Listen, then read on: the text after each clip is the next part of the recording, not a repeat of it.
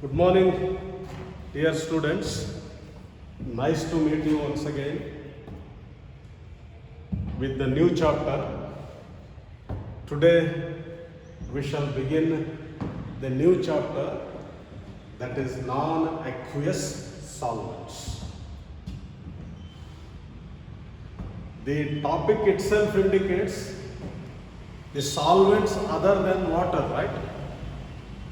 The solvents other than water are called non-aqueous solvents. Now, why do we require these non-aqueous solvents? That is question, right?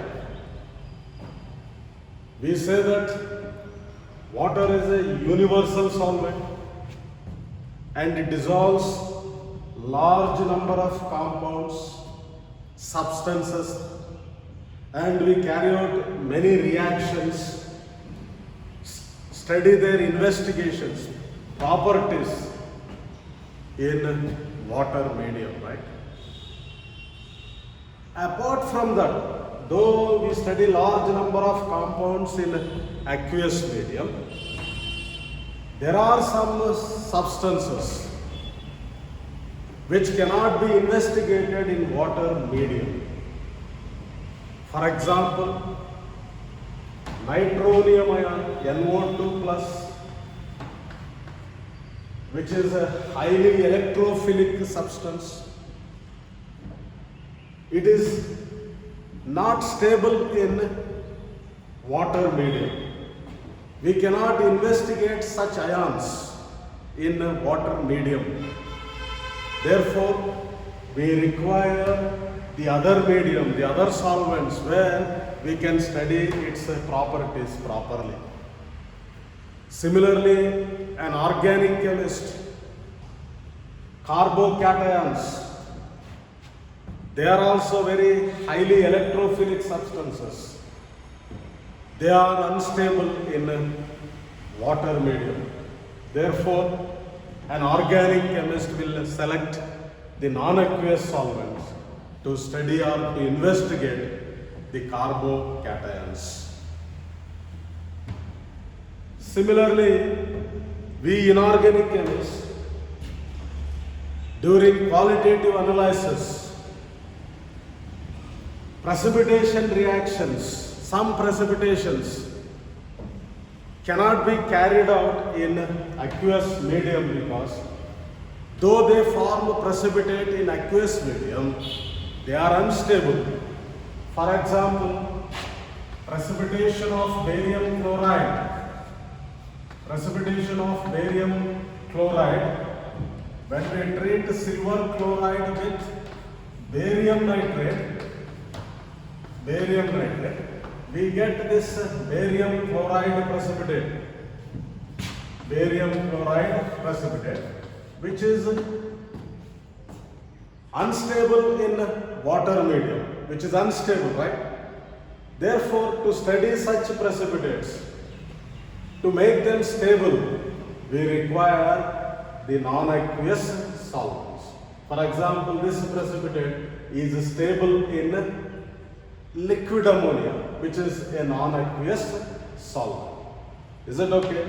So we require the non-aqueous solvents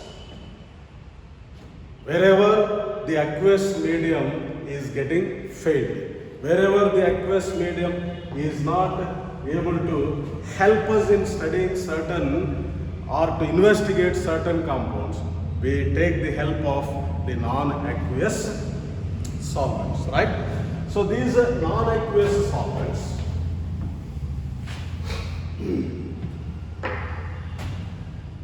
We have got various non-aqueous solvents like ammonia, liquid sulfur dioxide, right? I will write few of them. So liquid ammonia is there, liquid sulfur dioxide is there, nitrogen tetroxide is there, carbon tetrachloride is there, carbon disulfide is there, BrF3, bromine trifluoride is there. So we have got so many inorganic, right? So I am restricting myself to the inorganic compounds. Is it okay? Even in organic chemistry, benzene is there, pyridine is there. So they all comes under these non-aqueous solvents. So in the examination, if the question comes, what are non-aqueous solvents? The answer must be what? The solvents other than water, which dissolves compounds, which dissolves the various compounds and help to carry out the investigations. Is it okay? Examples: liquid ammonia, sulfur dioxide, nitrogen tetroxide, carbon disulfide, right? Carbon tetrachloride, bromine trifluoride, etc. Right. Now, generally, these non-aqueous solvents falls into three categories. One is molecular liquids. The other one is molten salts. The third one is liquid metals. So the non-aqueous solvents are generally divided into three categories. One is the molecular liquids. That means the compounds which are available in the liquid form at a room temperature. And we have got the molten salts like, for example, potassium hydroxide, and metals, liquid metals, right? So all they behaves as non-aqueous solvents. But we are interested in this molecular liquids because they are liquids at room temperature. Is it okay? So generally, the non-aqueous solvents are divided into these three categories. Now, let us study how these non-aqueous solvents are classified. So, classification of the non-aqueous solvents. The non-aqueous solvents are classified into mainly three categories, three ways. Their classification is like three ways, right? One is protic and aprotic.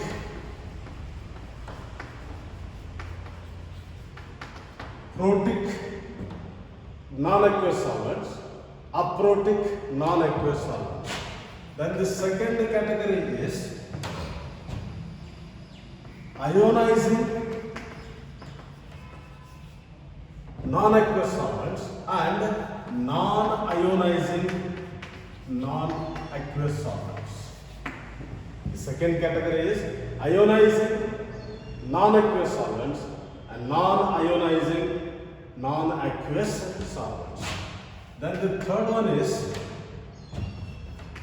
acidic non-aqueous solvents and basic non-aqueous solvents. So classification of the non-aqueous solvents is like this. They are classified into what? Protic and aprotic non-aqueous solvents. Second classification is what? Ionizing and non-ionizing non-aqueous solvents.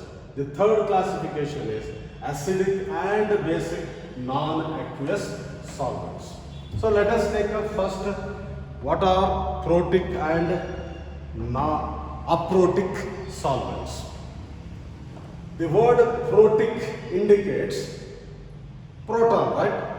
So in whichever non-aqueous solvent there is an hydrogen atom attached to the electronegative atom like hydrogen, nitrogen, fluorine, etc. We call all such non-aqueous solvents as protic solvents, protic non-aqueous solvents. Followed, what are protic non-aqueous solvents? So all those non-aqueous solvents which are having what? Hydrogen atom in their molecules.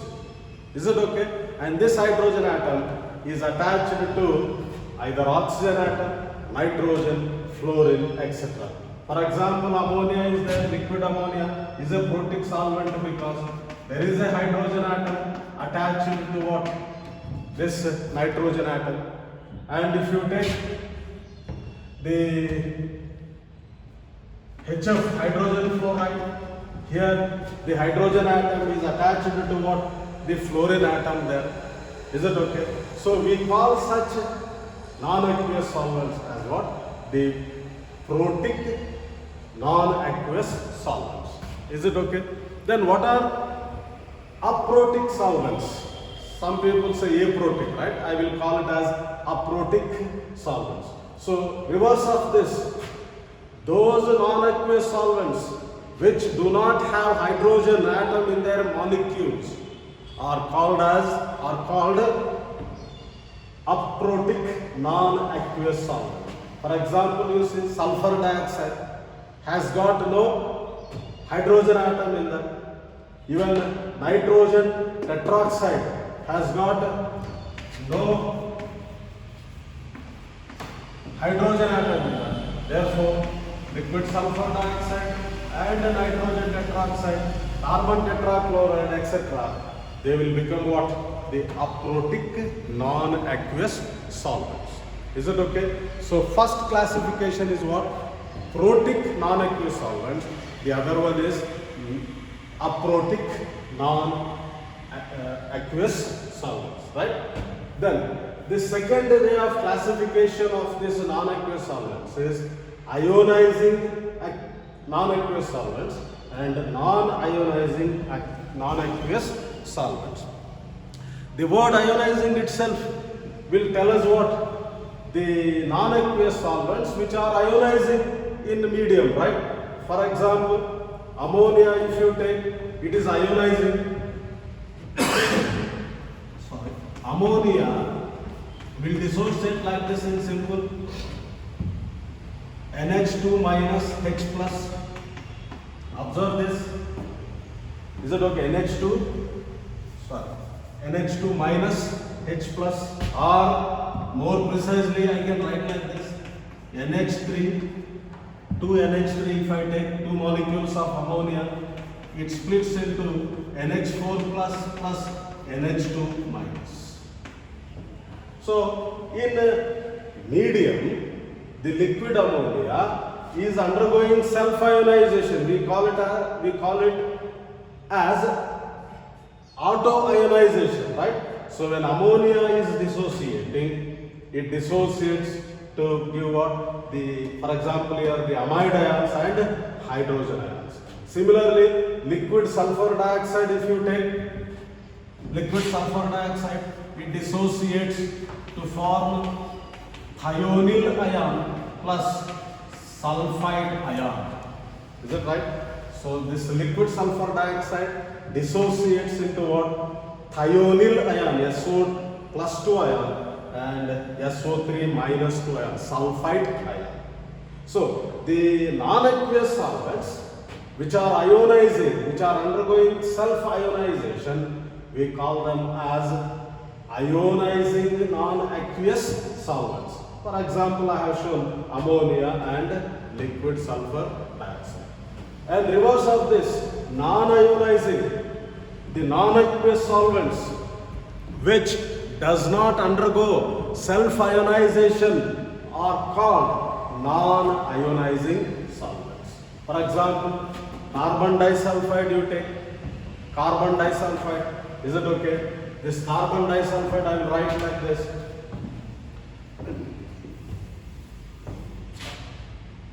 Carbon disulfide, right?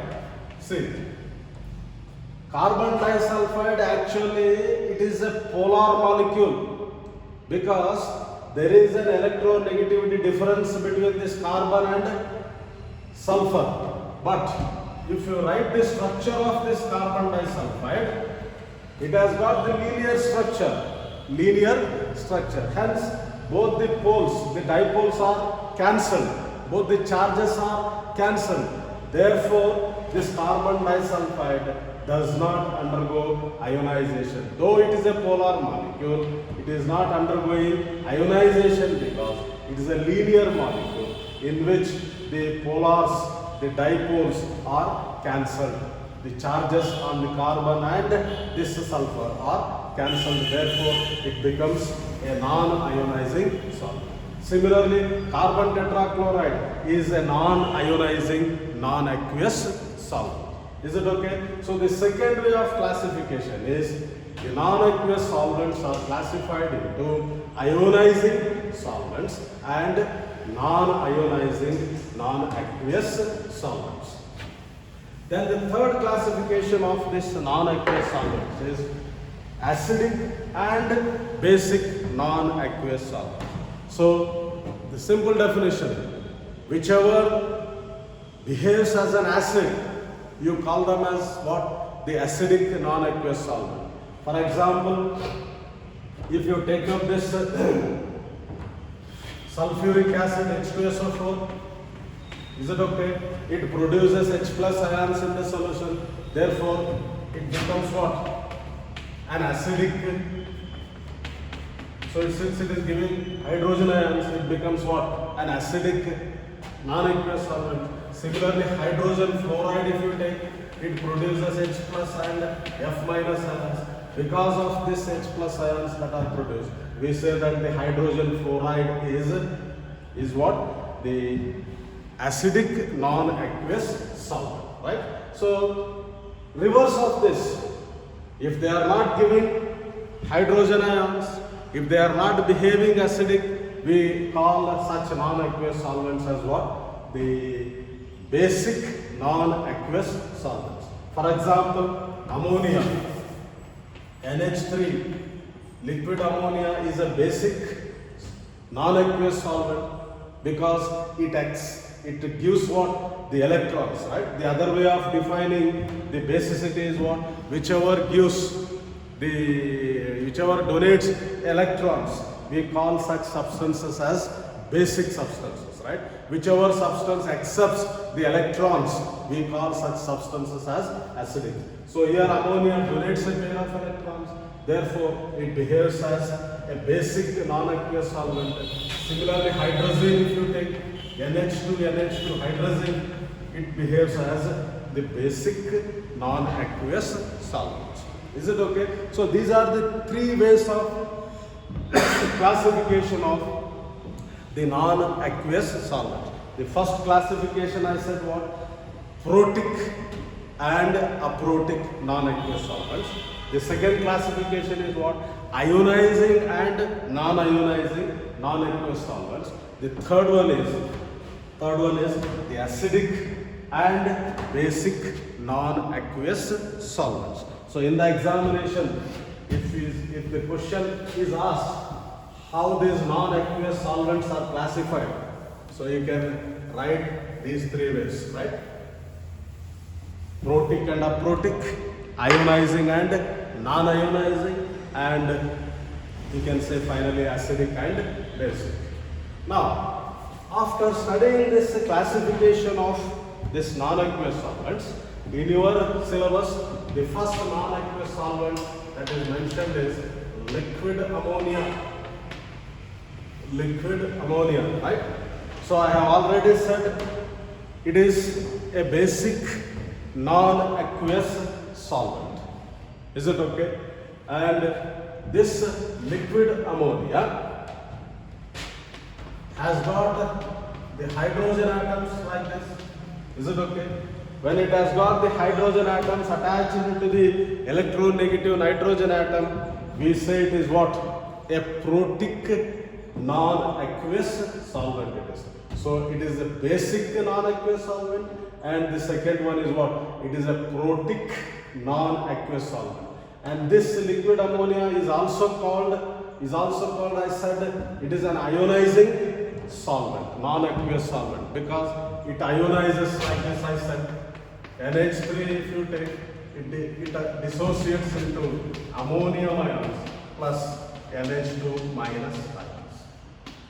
So because of this self-dissociation, auto-ionization, we call this liquid ammonia as ionizing non-aqueous solvent. Is it okay? So liquid ammonia is what? First I said it's a basic non-aqueous solvent. Then I said it is what? A protic non-aqueous solvent. Then I said it is ionizing non-aqueous solvent. Now, if you look at the properties of this liquid ammonia, its melting point is minus 33.4 degrees Celsius melting point, and freezing point of this liquid ammonia is minus 77.7 degrees Celsius. If you compare this with our universal solvent water, melting point of water is how much? It is 100 degrees centigrade. Freezing point is 0 degree Celsius. And the dielectric constant of this ammonia is 22, whereas the dielectric constant of this water at 25 degrees centigrade is 81. The dielectric constant, right? It's very important, right? The behavior of the compounds, the dissociation of the compounds in any medium depends upon the dielectric constant of that solvent. So here the liquid ammonia has got the dielectric constant as 22, whereas the water has got the dielectric constant 81. So when the dielectric constant is more will be its dissociating power. So it dissolves very large number of compounds. In other words, its ability to separate the molecule into ions is high. Is it okay? Then if I write the values of the specific heat of values and the viscosity values of this ammonia. Okay, let me write the viscosity value of ammonia. Viscosity value of ammonia is 0.00918 centipoise. Viscosity, right? This is viscosity. This is dielectric constant, right? Dielectric constant. And the viscosity of the water is, it is 0.0091 poise it is. That means the viscosity of ammonia is very less than what? Very less than the viscosity of the water. In other words, water is more viscous than the liquid ammonia. So because of this, most of the salts, they conduct more electricity in liquid ammonia than in water. So don't confuse with what I said. Water is a good conductor of electricity than the liquid ammonia. Is it okay? I repeat, water is a good conductor of electricity than liquid ammonia. But most of the salts, they conduct more electricity in liquid ammonia than in water. Why? That is because of the viscosity of liquid ammonia is less. When the viscosity is less, the ions can move freely. When there is a movement of ions freely, the conductance will be also more. So therefore, most of the salts, they conduct electricity more in ammonia, liquid ammonia, than in water. That is because of this reason. The viscosity of this liquid ammonia is less than that of what? The water, right?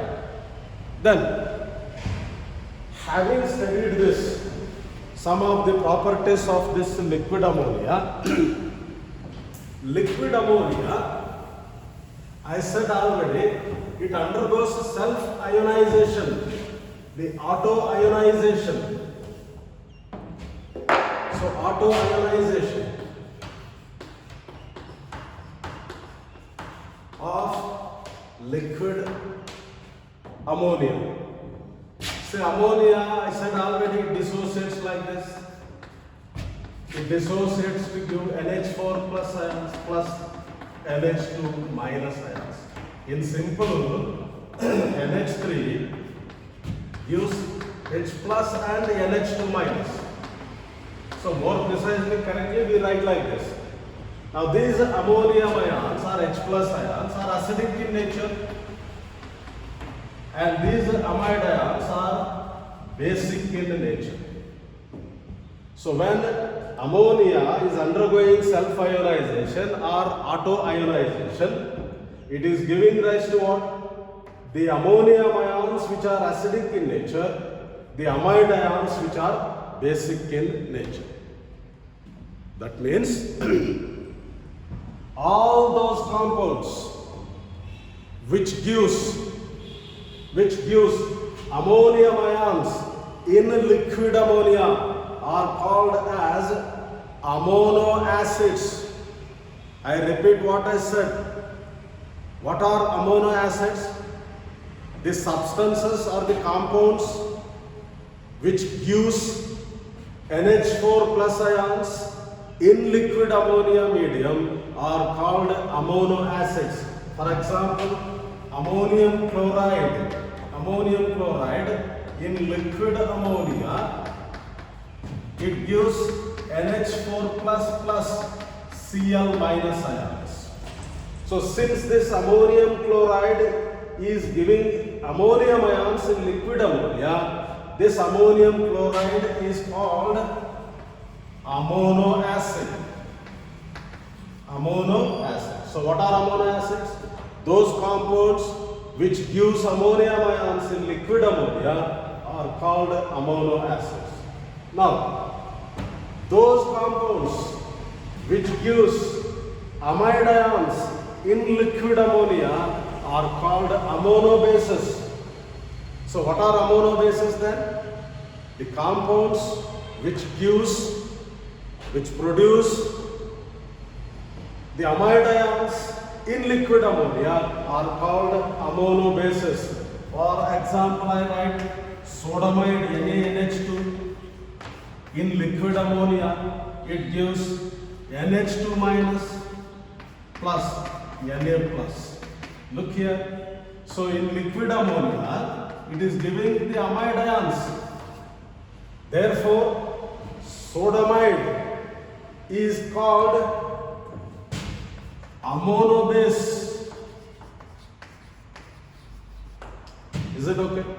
So you got two definitions here. What are amino acids and what are amino bases? Now if I combine this, acid combines with the base to give what? Salt. So I will write NH4Cl, which you say amino acid, it must combine with the base, that is amino base, NaNH2.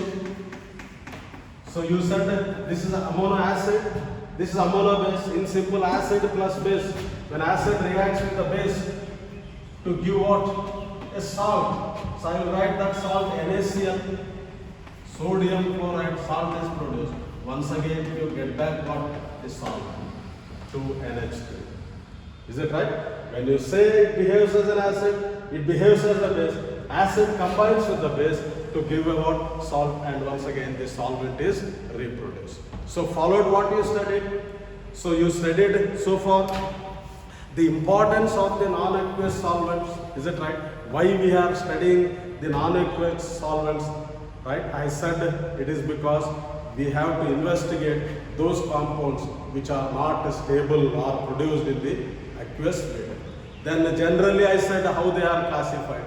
Is it right? They are classified into molecular, liquids, molten salts and liquid metals. But actually their classification goes on like what I said. They are classified into what? Protic and aprotic, ionizing and non-ionizing. And third one is what? Acid and basic non-aqueous solvents. After studying those classifications, we took the liquid ammonia, is it right?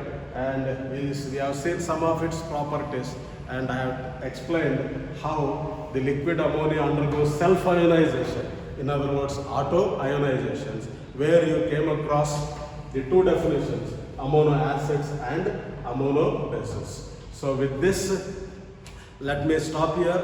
We shall continue with this liquid ammonia, the reactions in liquid ammonia in the next class. Till then, have a nice day. Thank you very much.